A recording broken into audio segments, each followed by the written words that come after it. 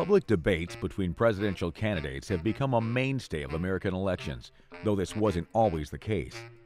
Sometimes amusing and sometimes shocking, presidential debates have been full of key moments shaping the way the public perceives the candidates and the issues. 1858. Although the campaign was for the Illinois Senate, the 7 debates between Senators Stephen Douglas and Abraham Lincoln were the first true mass media debates in U.S. politics, reaching nationwide audiences on the same day, thanks to new technologies like the telegraph. 1948. The radio debate between New York Governor Thomas Dewey and former Minnesota Governor Harold Stassen during the Republican primary was the first audio-recorded presidential debate.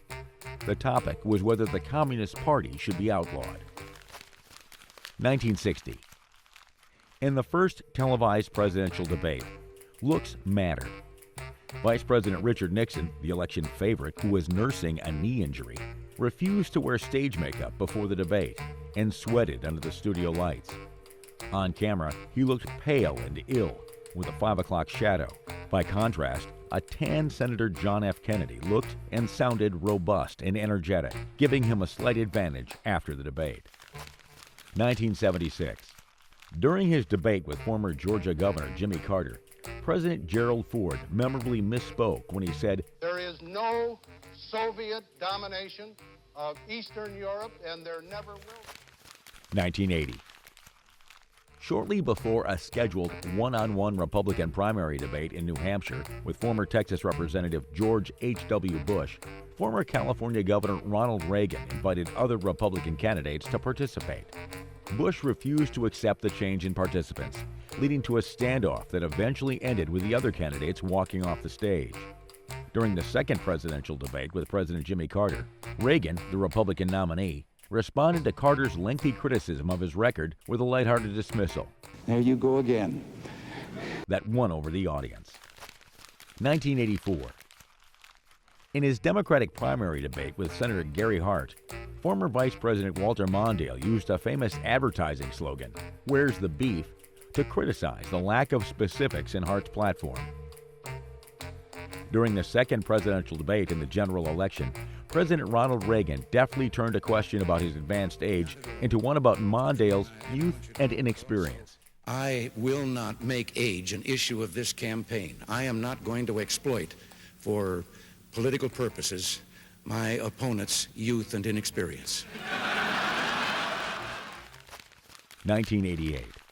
In a discussion about the death penalty during the second presidential debate between Vice President George Bush and Massachusetts Governor Michael Dukakis's dispassionate response to a hypothetical scenario of his wife being raped and murdered harmed his campaign. "Governor, if Kitty Dukakis were raped and murdered, would you favor an irrevocable death penalty for the killer?" No, I don't, Bernard, and I think you know that I've opposed the death penalty during all of my life. During the only vice president debate between Republican Vice President Dan Quayle and Democratic Senator Lloyd Bentsen, Quayle compared himself to President John F. Kennedy. Bentsen delivered a withering retort. "I served with Jack Kennedy. I knew Jack Kennedy. Jack Kennedy was a friend of mine. Senator, you're no Jack Kennedy." 1992. During the vice presidential debate, retired Admiral James Stockdale, the running mate of independent candidate Ross Perot, chose an unconventional way to introduce himself in his opening remarks. During the presidential debate, Perot coined a memorable phrase when warning of the consequences if the North American Free Trade Agreement, or NAFTA, was signed. Meanwhile, George H.W. Bush alienated voters by conspicuously checking his watch. 2000. As Republican Texas Governor George W. Bush was speaking during the third presidential debate, Vice President Al Gore strode toward him, but Bush disarmed him with a quick nod. 2008. When Republican Senator John McCain criticized Democratic Senator Barack Obama during the first presidential debate for reckless foreign policy comments, Obama reminded McCain of his own past statements. 2012. During the Republican primary, Texas Governor Rick Perry began to list the 3 federal agencies he would eliminate as president, but forgot the third one.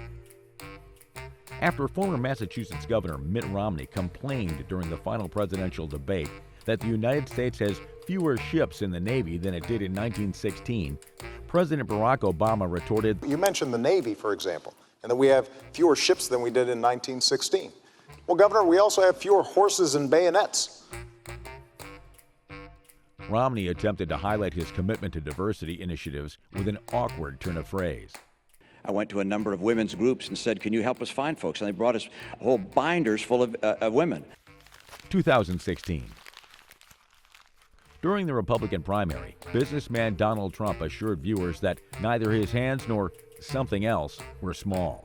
He referred to my hands. If they're small, something else must be small. I guarantee you there's no problem. I guarantee it. During the general election, when Secretary of State Hillary Clinton accused Trump of being a puppet of Russia, he retorted, "No, you're the puppet." Well, that's because he'd rather have a puppet as president of the United States. No puppet. And it's pretty clear. You're the puppet. In another town hall-style debate, Trump appeared to menacingly pace around Clinton and loom over her as she spoke, which she later admitted made her skin crawl. 2020.